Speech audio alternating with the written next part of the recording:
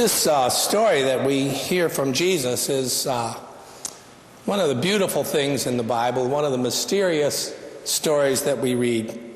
We love this image of Jesus and the children. In fact, if you go on Google and you put in Jesus and the children, you will see picture after picture after picture of Jesus sitting with usually a group of children of mixed races that are gathered around them.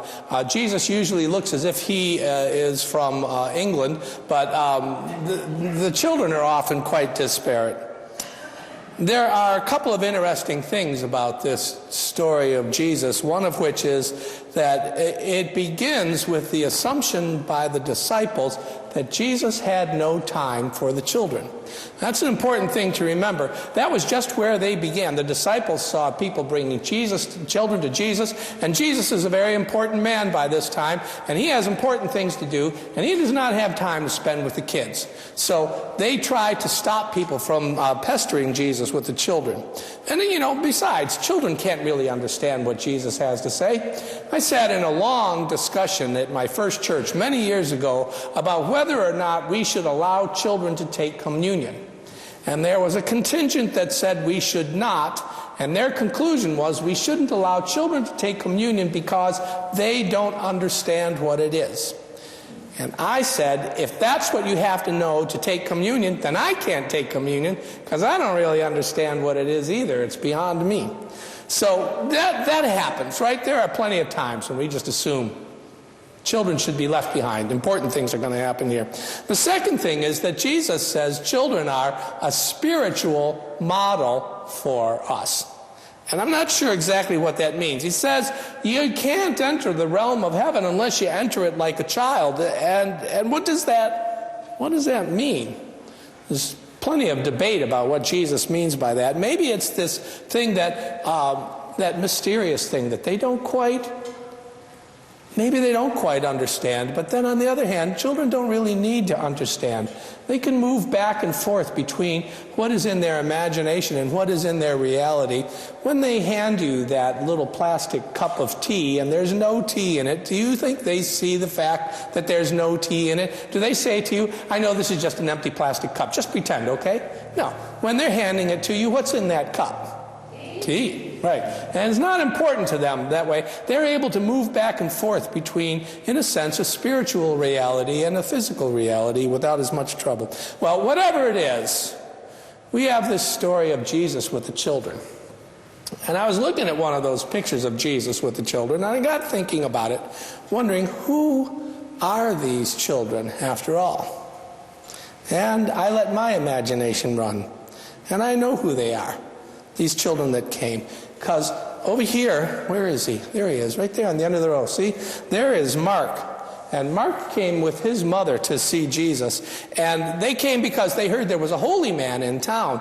And Mark's family was pretty well off. And Mark had all of the advantages. And there was no way a dignitary was going to come to see to their town and that Mark was not going to be brought by his parents and put in the front row. He was right there for that. He came up to Jesus with a smile on his face. He was confident. And Jesus holds out his hands to Mark and blesses this child who was pretty well blessed by life already. But over here, Micah comes up. See Micah sitting right here in the black. Micah comes up next. Micah, he's the smart one in the community. He is the brains, that top student in his class at school. And he's going to be a scholar someday. That's what the people think about him. And Jesus greets Micah, and Micah looks Jesus right in the eye, and he says, "Are you the Messiah spoken about by the prophet Isaiah?" And Jesus laughs and blesses him. And over here is Ruth. Oh, wait a minute. Ruth is really here.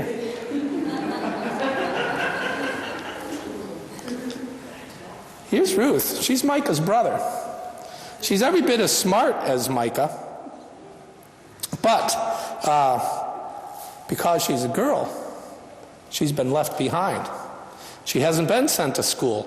She hasn't been given an education that her brother Micah got. And she doesn't like it. And she feels the inequity of it. But she can't speak of it because nobody speaks of it at that time. It's just the way things are. But Jesus calls her up. And he looks her in the eye, seriously, and he sees the value of who she is and knows that she won't be valued for who she is.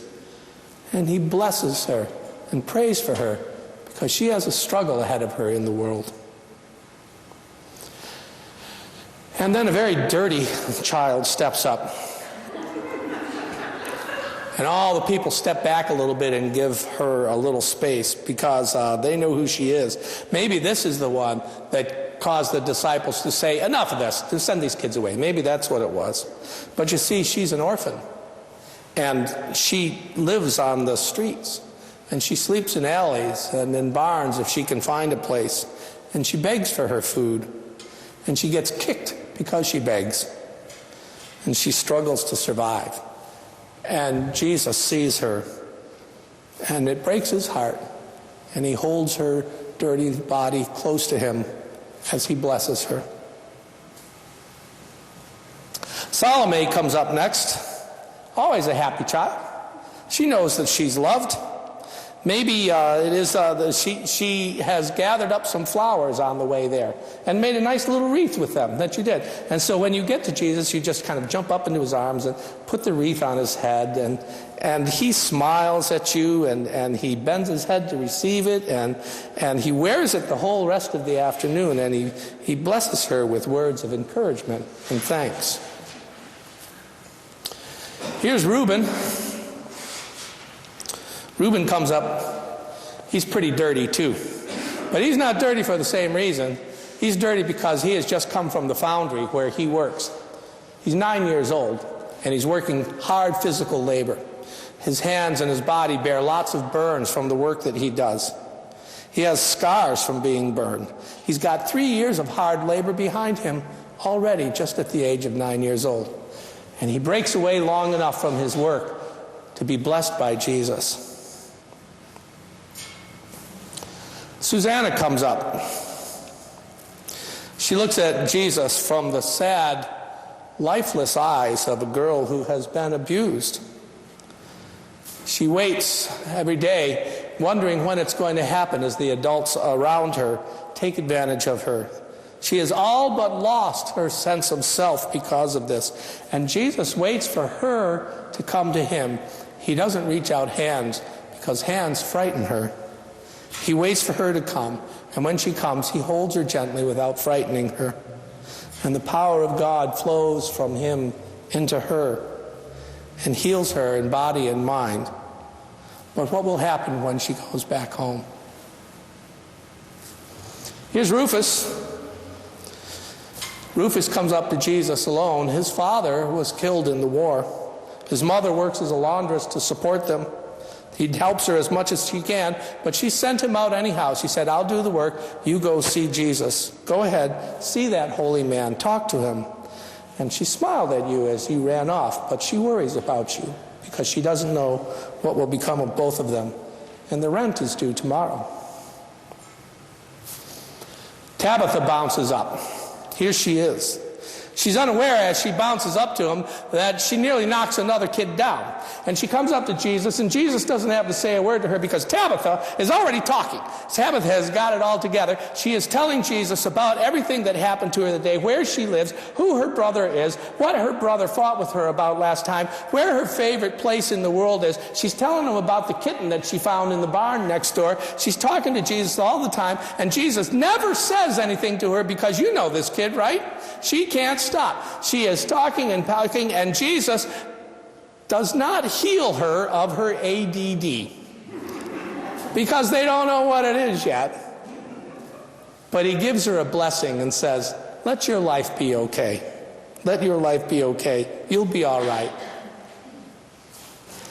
Here comes Seth. He's carried up by his father. And Seth is listless. He's running a fever. The father is terribly frightened. And Jesus touches that child with healing and then touches the father with healing too, because who is more frightened than the parent of a sick child? Tamar is here, And when she comes up, people step back to see what will happen. Because she's not right. She's not quite right. Something is wrong with this girl. She sits and she watches people in the marketplace, and she won't speak unless she flies into a fit of rage sometime. She says one day to her parents that she's going to kill every one of them. And people are scared of her. She can't be the sort of person that enters the realm of heaven, can she? Or does Jesus bless her anyhow?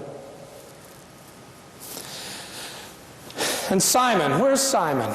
There he is, right there in the green vest. Simon steps up. And he's fed up with things, you know that? He is tired of watching what happens. He's fed up with the military occupation. He's fed up with leaders who don't care about the people. He's fed up with the constant war. He's fed up with the poverty. He's fed up with being poor while other people are rich. He's fed up with everything that is wrong. And if he goes to Jesus and says, "This isn't right. I know you're telling the truth. Can I come with you? I'm 15 years old. I can take care of myself. Can I come with you?" And I don't know. Maybe Jesus says, "Yeah, you can." Well, who knows who these children were? All kinds of children. Who knows why people tried to stop them? Why? Why would people try to stop these children from coming to Jesus to be blessed? Why would someone say, "We don't want them"? Why would anyone try to prevent them? Well, we do. There are plenty of people who would prevent our children from coming to Jesus. Since Ash Wednesday, since the shooting in Parkland, Florida, my emotions have been all over the place. When I asked you where you were this past week, if I were to tell you where my heart and my head were in the past week, I'd have a long, long list of places. And I thought of this as I was preparing this sermon. You know what prevents children from coming to Jesus? Violence. Violence prevents children from coming to Jesus. If Jesus came to Parkland, Florida today and invited the children to come to him, there would be at least 14 children that simply couldn't because they're dead, because they've been killed. When we allow violence to be the means of movement in our society, we prevent our children from coming to Jesus.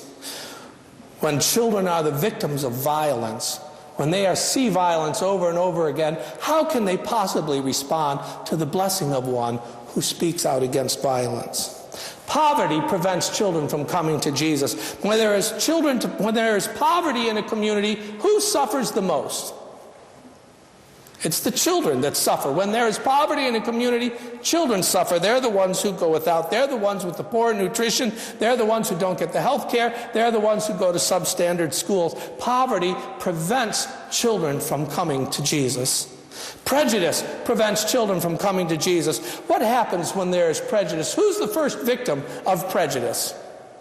It's children who are told from the very beginning that something is wrong with them and they're not good enough for anybody else. And it's prejudice that keeps people from coming to Jesus. They are the ones who are the victims of this, and their burden in life is heavier because of what we have said to them and told them about themselves.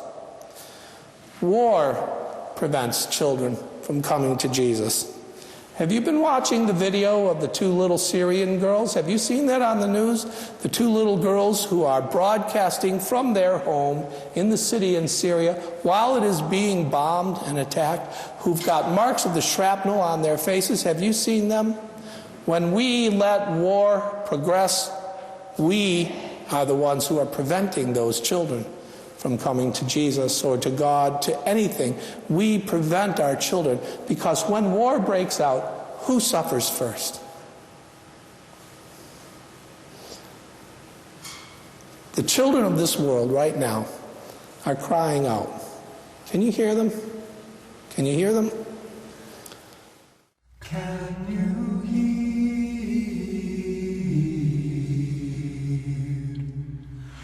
the prayer of the children on bended knee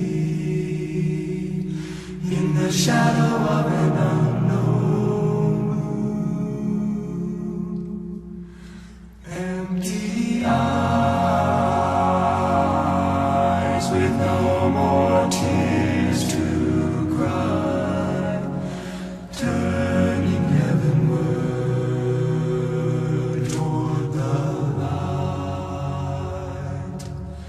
Crying, Jesus, help me to see the morning light of one more day.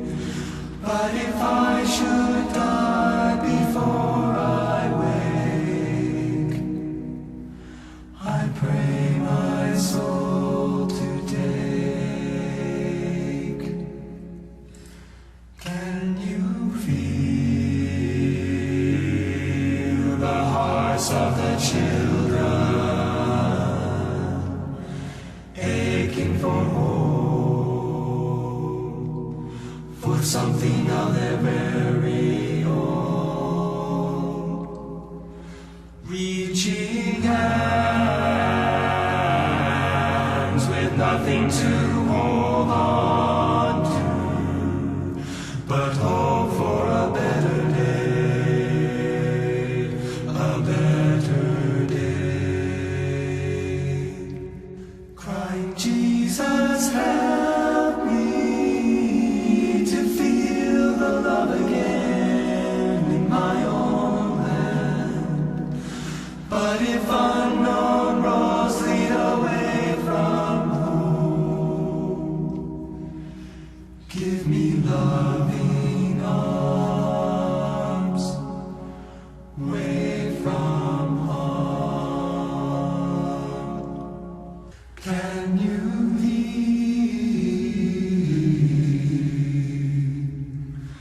the voice of the children softly pleading for silence in the shattered world? Angry guns preach a gospel full of hate, blood of the innocent on their hands.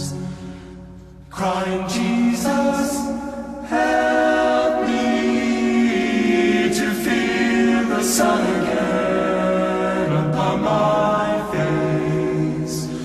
For when darkness clears, I know you're near, bringing peace again.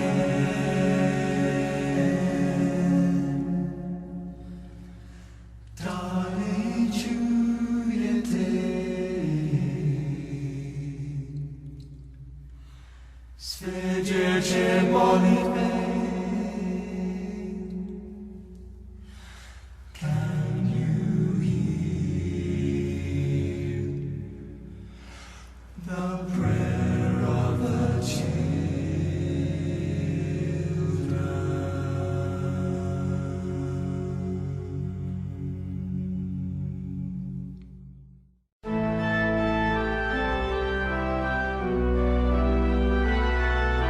You've been listening to a sermon by Reverend Stephen Carnahan, pastor of High Street Congregational Church in Auburn, Maine. If you feel inspired by what you hear, you're invited to join us in person for worship services every Sunday morning, starting at 10 o'clock. Of course, you can always listen to Steve's sermons on the web. New sermons are posted every Monday by midday. Please explore this website for more information about our church, or visit our Facebook page at High Street Congregational Church, UCC, where you'll find the video version of Steve's sermons as well. We hope that God's presence will be known to you every hour of every day. May God's blessings rest upon you now and always. See you next week.